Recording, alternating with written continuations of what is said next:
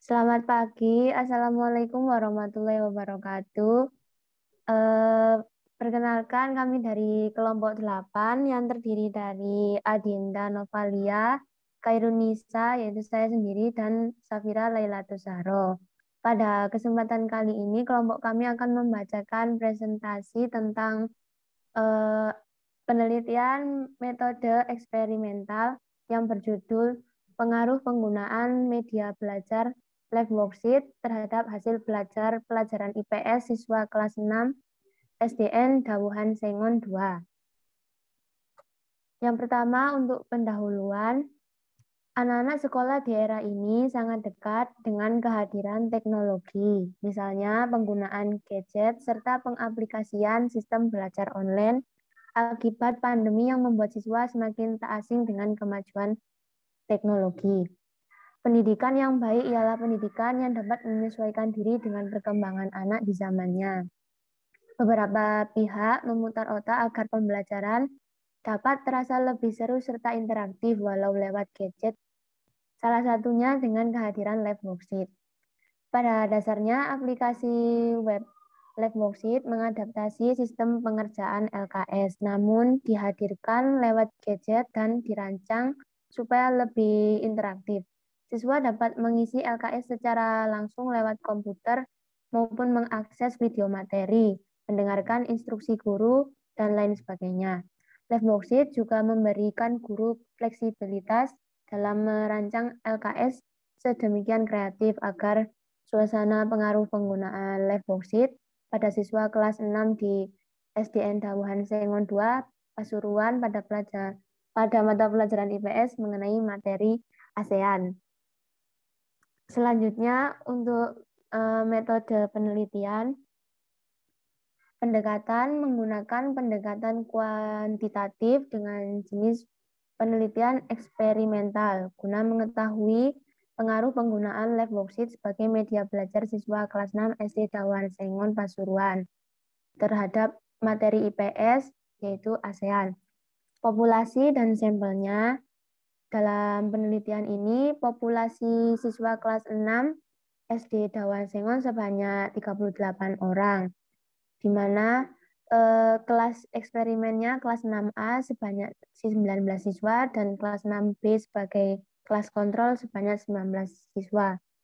Dalam sampel diambil menggunakan teknik simple random sampling, teknik pengumpulan dan sumber data melalui aplikasi browser Live Worksheet dan diberikan soal pilihan ganda dengan materi yang terkait. Data termasuk ke dalam data primer, yakni diperoleh secara langsung dari siswa. Selain itu, data yang digunakan ialah data pretest eksperimen dan post-test eksperimen, serta juga pretest kontrol dan post-test kontrol. Untuk teknik analisis data, yaitu analisis deskriptif, uji normalitas, uji paired sample t-test, uji homogenitas, uji T independen atau hipotesis akhir menggunakan SPSS. Untuk sistematika pelaksanaan eksperimen, kelas eksperimen dan kelas kontrol menjalankan 2 kali tes, yakni pretest dan post-test. Pada kelas eksperimen, setelah diadakan pretest, guru melakukan pendekatan ujian berbasis live worksheet yang mana akan menarik perhatian siswa. Sementara untuk kelas tetap melaksanakan kedua tes secara konvensional atau kertas. Kemudian di slide berikutnya ini merupakan paparan analisis data dan sedikit pembahasan. Yang pertama, kita menggunakan dalam penelitian ini itu ada analisis deskriptif, di mana analisis deskriptif ini berguna dalam memaparkan data penelitian mencakup jumlah data, nilai minimum, nilai maksimal, rata-rata, dan standar deviasi. Dalam penelitian ini bisa dilihat di tabel output descriptive statistics di atas ini terdapat masing-masing 19 anak di masing-masing kelas eksperimen maupun kontrol. Terus bisa dilihat di tabel min bahwa rata-rata nilai siswa pada post-test eksperimen dan post-test kontrol memiliki perbedaan signifikan, yaitu sejumlah 82,32 dan 74,58. dengan nilai minimum 70 dan 66 serta nilai maksimum 93 dan 83. Next. Kemudian yang kedua kita menggunakan uji normalitas.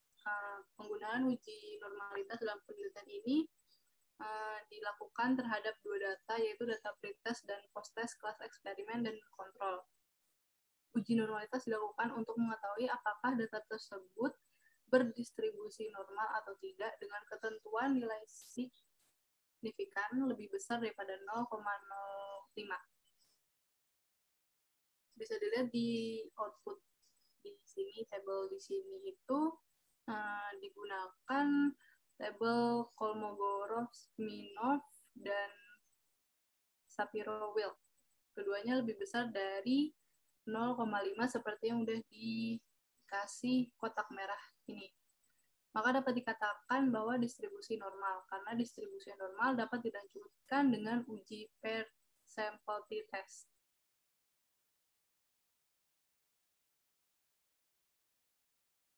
Uji paired sample t-test.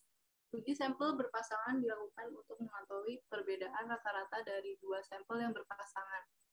Uji ini bisa digunakan untuk menjawab hipotesis adanya pengaruh penggunaan live worksheet sebagai media pembelajaran pada siswa kelas 6 SD Dauhan Sengon 2 pada pelajaran IPS untuk materi ASEAN. Uji paired sample t-test dilakukan pada data pretest eksperimen dipasangkan dengan post-test eksperimen, dan yang kedua data pretest kontrol dipasangkan dengan post-test kontrol. Bisa dilihat di output paired sample test yang tabel pertama ini. Pada output pair 1 diperoleh nilai signifikan two-tailed sebesar 0,000 lebih kecil daripada 0,05. Maka ada perbedaan rata-rata nilai hasil belajar siswa untuk pretest kelas eksperimen dengan post-test eksperimen. Kemudian pada output pair 2 diperoleh nilai signifikan two-tailed sebesar 0,000 lebih kecil daripada 0,05. Maka ada perbedaan rata-rata nilai hasil belajar siswa untuk pretest kelas kontrol dengan post-test kelas kontrol. Bisa dilihat di kotak merah di tabel yang pertama. Kemudian untuk lebih mudahnya bisa kita lihat min di output tabel kedua di paired sample statistics, itu minnya bisa kita lihat di pretest eksperimen dan post-test eksperimen. Pretestnya 60,68 dan post-testnya 82,32, bisa dibilang terdapat perbedaan signifikan antara keduanya. Next. Selanjutnya, uji homogenitas. Uji homogenitas menjadi syarat sebelum melakukan uji independen sampel T. Dalam penelitian ini, nilai homogenitas didapat menggunakan uji homogeneity of variance. Pada sampel dinyatakan homogen apabila nilai sig based on mean lebih besar 0,05. Berdasarkan output di atas, didapatkan based on mean sebesar 0,260, yang berarti 0,260 lebih besar dari 0,05. Maka dapat disimpulkan bahwa varian data post-test eksperimen dan post-test kontrol adalah sama atau homogen. Next. Yang kelima, ada uji independent sample T. Yang A dilakukan untuk mengetahui perbedaan rata-rata dua sampel yang tidak berpasangan, yaitu post-test eksperimen dan post-test kontrol. Yang B, tes ini digunakan untuk menjawab rumusan masalah bagaimana perbedaan hasil belajar siswa yang menerapkan media pembelajaran live worksheet dengan siswa yang menerapkan tes berbasis konvensional. Berdasarkan output di atas, didapatkan nilai sig 2T sebesar 0,000 lebih kecil dari 0,05. Maka dapat disimpulkan terdapat perbedaan rata-rata hasil belajar siswa yang menerapkan media pembelajaran live worksheet yang konvensional. Sementara itu, untuk lebih jelas dapat dilihat pada output grup statistik pada tabel min untuk pos eksperimen sebesar 82,32 dan pos kontrol sebesar 74,58. Terbilang cukup memiliki perbedaan yang signifikan. Selanjutnya, kesimpulan.